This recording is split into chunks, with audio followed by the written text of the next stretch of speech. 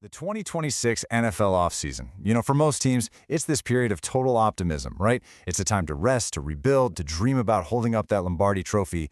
But in Los Angeles, the air is incredibly thick right now. The silence you're hearing is completely deceptive. For the Rams, this offseason has essentially become a crucible. They're walking this razor-thin bridge when the margin for error isn't measured in games, and honestly, it's not even measured in quarters. It's measured in inches, in single, isolated repetitions. It's measured by the crushing weight of every single roster decision being made right now behind closed doors. Welcome to an explainer that's going to take you deep into the absolute heart of a championship window that is, quite literally, threatening to slam completely shut. Because everything changed in a matter of seconds. Literally one phone call, one misstep, and suddenly this meticulously crafted roster is thrown into total uncertainty. We really need to dive into this, because what you're about to experience is the brutal, entirely unforgiving reality of NFL survival. You're watching NFL Nexus. And hey, before we unpack this massive systemic puzzle, make sure you subscribe to the channel, like this explainer, and comment your thoughts down below. We want to hear from you. And if you truly want to support the incredible work we do here, become a channel member today. Because the survival of this team and the survival of the guys fighting at the absolute bottom of this roster, it's hanging by a thread. Let's really examine why. Part 1. The ticking clock. Part 2. The roster bubble reality. Okay, let's bring in some crucial context here. There was this moment earlier this spring that felt almost like a deep breath for the team. Head coach Sean McVay, he looks at his squad, genuinely likes the progress he's seeing, and he just cancels the on-field portion of mandatory minicamp. But let me tell you, that quiet, it's a total mirage. The real, high-stakes, job-on-the-line evaluations are looming right around the corner in training camp. And when we shift our focus down to the absolute fringe of the 53-man roster, that delay in minicamp, it actually just amplifies the pressure. You have to remember, Los Angeles is not some rebuilding franchise with a bunch of open spots to just hand out. They are a loaded, win-now contender with Matthew Stafford leading the charge. Just look at the staggering mountain of entrenched star power ahead of these fringe guys. I mean, in the receiver room, you have Puka Nacua and Davante Adams casting this massive, unscalable shadow. Then you've got Jordan Whittington right there, too. Over at linebacker, Omar Speights and Nathan Landman completely block the path, with Grant Stewart in the mix. For bubble players like wide receiver Brennan Presley and linebacker Elias Neal, staring up at that immovable object is just terrifying. Their margin for error isn't just small, it's practically non-existent. They are out there fighting for maybe one, possibly two final spots, on a roster that is completely built to win a Super Bowl right this second. Because the reality of the National Football League is distinctly, brutally unforgiving. Both Brennan Presley and Elias Neal, they were signed to reserve/future contracts after grinding away on the practice squad. They were essentially handed a lifeline. But here's the catch. That lifeline means absolutely nothing without absolute perfect execution. Take Presley, for example. The guy has incredible quickness, right? He's got a super productive college resume. But he's undersized. To survive in this league, he has to prove he can flawlessly separate underneath the coverage. He has to completely master the insanely complex motion assignments that are intrinsic to Sean McVay's offense. We're talking about timing his shifts to the exact microsecond just to reveal the defensive coverages for his quarterback. It's a mental and physical tightrope. Neal, on the other hand, he has to be way more than just a theoretical linebacker. Sitting behind a premium defensive line, he literally cannot hesitate for a single step. He has to execute perfectly clean run fits, tackle with absolute textbook precision, and honestly, most importantly, he has to be an absolute missile on special teams. If these guys do not achieve absolute perfection in these hyper-specific roles, they're gone. They will be cut. Period. Part 3. The blind side crisis. So while the bubble players are fighting for their lives, a massive systemic vulnerability has suddenly materialized at the absolute foundation of the offense. We can actually trace this terrifying butterfly effect chronologically. Event 1. Alaric Jackson, the guy they presumed would be their starting left tackle, is arrested. Instantly, in a flash, the entire stability of the offensive line is compromised. Then comes Event 2. The dark, looming cloud of a league suspension under the personal conduct policy. It creates this massive void that threatens the early part of the season, basically throwing months of careful, meticulous, schematic planning right out the window. I mean, you simply cannot execute a modern NFL offense if your blind side is a revolving door. You just can't. And then, Event 3 happens. Just as the panic is really starting to set in, a ghost from the Detroit Lions past suddenly enters the free agent market. Taylor Decker. So, naturally, we have to ask ourselves, who exactly is Taylor Decker right now? Because we're looking at a really harsh physical reality. On one hand, sure, you have an elite veteran anchor. This is a guy who spent 10 years protecting the quarterback in Detroit. a seasoned warrior who understands the tiny nuances of defensive line stunts and blitz pickups way better than almost anyone else in the entire league. But on the exact opposite hand, you have the severe, undeniable physical toll of his 2025 season. Decker suffered a really significant shoulder injury. And I want you to really think about what happens when an offensive tackle's shoulder gives out. Down in the trenches, your shoulder is basically your primary weapon. It dictates your initial punch off the snap. It entirely dictates your ability to absorb raw, violent power from a defensive end. A severe shoulder injury means that punch completely loses its sting. Speed rushers can just dip right under it, and big bull rushers, they'll just run right through his chest. The Detroit Lions, a team that intimately knows his medical chart better than literally anyone, made the cold, highly calculated decision that he was simply no longer worth his massive $20 million price tag. They asked him to take a pay cut. He completely refused. So, they let him walk. I really want you to stop and think about this number. 28. This is the absolute statistical reality of Taylor Decker's physical decline in 2025. His pass-blocking grade plummeted by almost 10 full points, dropping down to a 69.5. And in that process, he allowed 28 quarterback hurries. That was the highest number of hurries he had allowed since way back in 2018. Think about what that actually means on the field. 28 times, a pass rusher completely breached his perimeter. 28 times, the pocket structurally failed. When you are dealing with a 38-year-old quarterback in Matthew Stafford, mobility is absolutely not your safety net anymore. If you place a compromised left tackle in front of him, especially in the brutal NFC West where you're facing elite edge rushers week in and week out, those 28 hurries become incredibly dangerous. A hurry isn't just a stat on a spreadsheet. It's a completely disrupted read. It's Stafford being forced to throw off his back foot. It's a panicked, forced interception tossed right into double coverage. The analytics here paint a very clear picture of a player whose body is genuinely struggling to keep up with the extreme, violent demands of the position.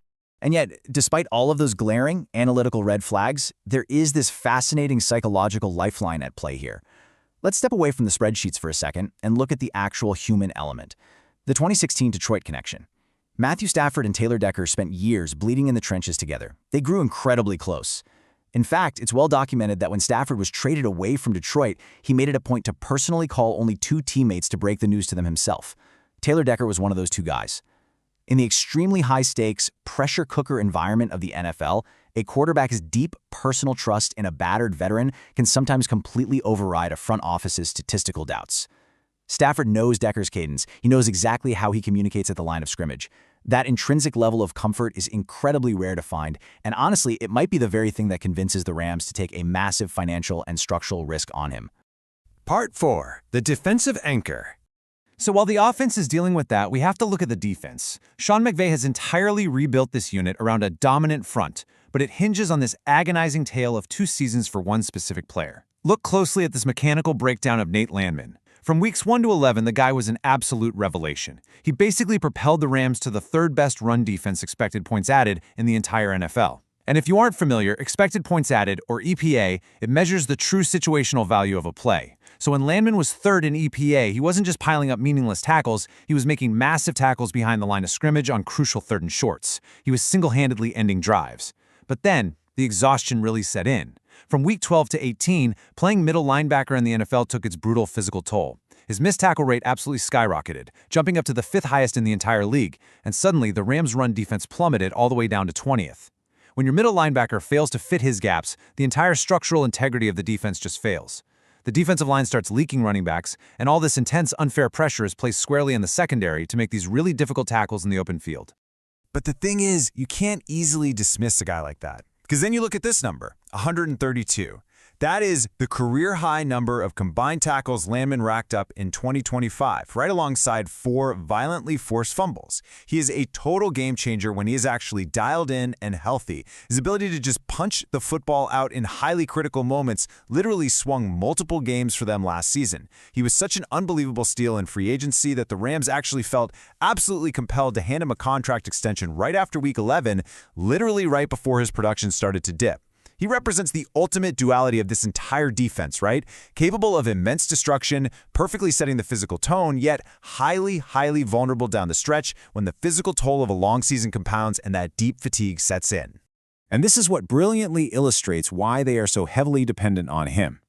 Nate Landman wears the green dot. Now, for anyone who might not know, the player with the green dot on his helmet is the undisputed on-field general. He is the one receiving the radio communications directly from the defensive coordinator over on the sideline. He has mere seconds to process that complex play call, relay it perfectly to 10 other exhausted men, and get the entire defense aligned before the opposing quarterback snaps the ball. It is a massive, massive cognitive load. And here's the scary part. The Rams have essentially zero proven depth behind him. Sean Dolak? He's an undrafted free agent. Grant Stewart? He's primarily a special team specialist. If the Rams lose Nate Landman to an injury, or if they're forced to pull him off the field because of a sudden spike in missed tackles, they don't just lose a big physical presence in the middle, they completely lose their signal caller. They are risking a total, catastrophic, systemic breakdown in communication. Part 5. The Championship Scale.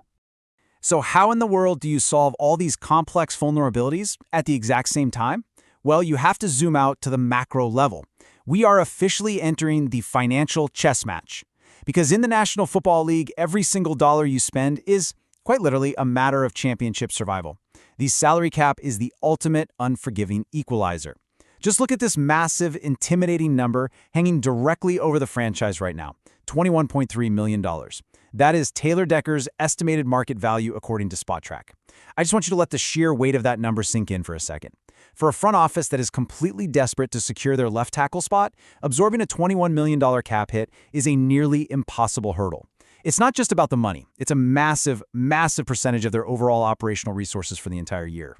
And this is what creates an absolute cap space collision. Let's actually do the math here because it's terrifying. The Rams only have $18.9 million in remaining cap space for the entire season.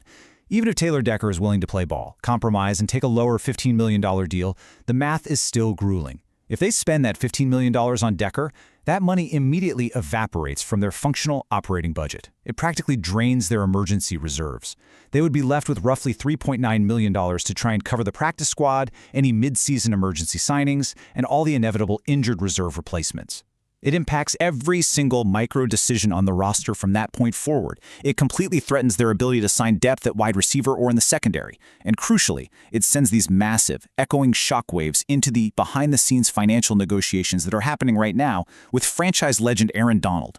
One single desperate move at left tackle threatens to completely unbalance the entire financial architecture of the team, leaving them completely paralyzed and inflexible for the next 8 months.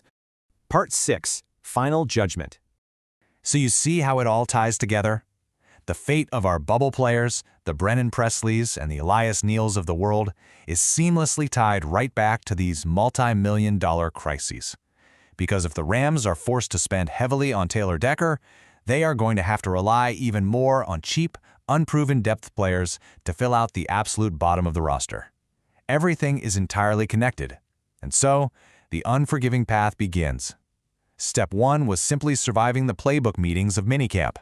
Now, Step 2 is upon them. Flawless training camp reps. Every single snap is a resume. Every tiny pre-snap motion, every single block, every run fit is aggressively scrutinized on film. A single dropped pass in a 7-on-7 drill, that could literally be the end of a career. Any hesitation at all equals immediate unemployment. And finally, Step 3, the 53-man cutdown. It's a day of shattered dreams and ruthless, cold organizational calculus. The Rams aren't out here looking for feel-good stories to tell the media. They are looking for survivors who can actually contribute to a championship run under the most immense, suffocating pressure imaginable.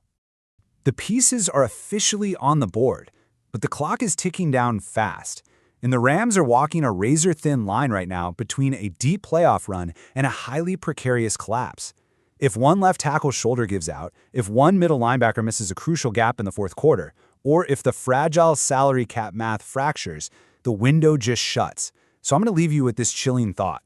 In a league where a single inch dictates your entire legacy, can this roster truly withstand the incredible weight of its own fragile design? This isn't over yet.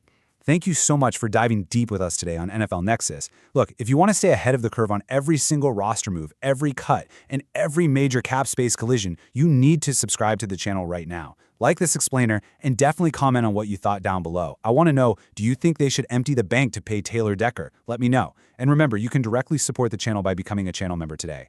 We'll see you guys in the next explainer.